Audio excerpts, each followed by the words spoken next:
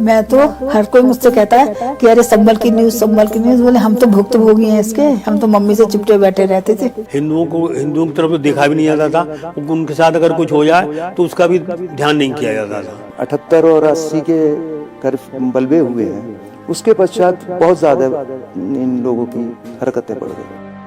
1978 के संभल दंगे के भुक्तभोगियों की ये आप बीती आपको कोई नहीं बता रहा, लेकिन राहुल गांधी पुलिस पर पत्थर बरसाने वाले अपने वोट बैंक को निर्दोष बनाने के लिए सड़क से संसद तक पहुंच गए। खैर, 1978 दंगे की उस काली रात की कहानी की पोल तब खुली जब 46 साल बाद संभल के उस हनुमान मंदिर को खोला गया और उसमें पूजा अर्चना की गई, जिसे 46 साल पहले 1978 में ही हिंदू नरसंहार के बाद बंद कर दिया गया था।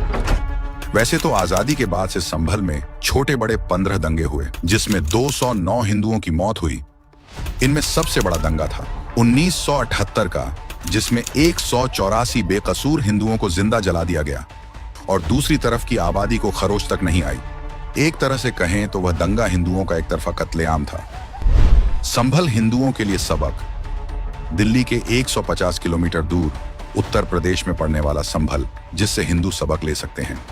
आज ये जिस वजह से चर्चा में है, कम से कम हिंदू संभल को भविष्य का आईना मानकर देख सकते हैं। आजादी के समय संभल में 55% समुदाय विशेष और 45% हिंदू थे।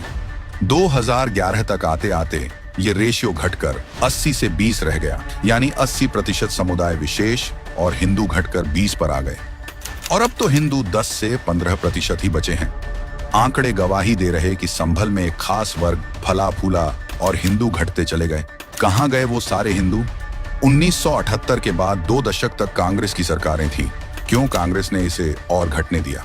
1978 के बाद 2 बार यूपी में कांग्रेसी सीएम, 3 बार मुलायम यादव, 5 साल अखिलेश यादव की सरकारें आईं और उन्हें पता कैसे नहीं चला कि संभल के मंदिर को ढकने के लिए दीवार बना दी गई।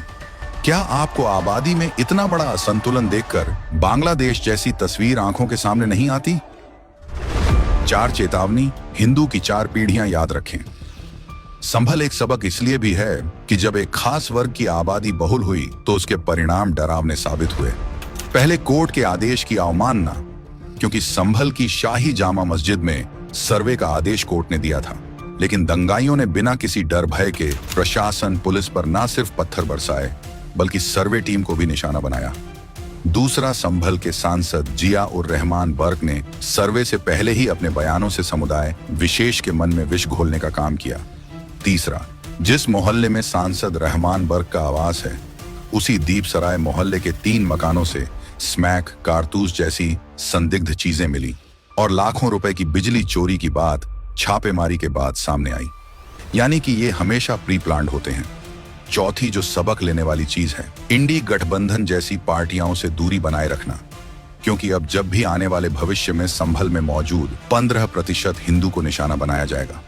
राहुल गांधी ने साफ कर दिया वो किसके साथ खड़े रहेंगे, चाहे वो नूह हो या झारखंड। ये आबादी असंतुलन वाला वायरस तेजी से फैल रहा है और एक डेटा के मुताबिक भारत के 797 जिलों में से 200 जिलों की डेमोग्राफी तो पहले ही बदल चुकी है। अब ये आपकी जिम्मेदारी है कि इस गंभीर चेतावनी से सीख लीजिए या फिर खुद के अंत की कहानी अपने हाथों से लिखिए। कलम आपके हाथ में है।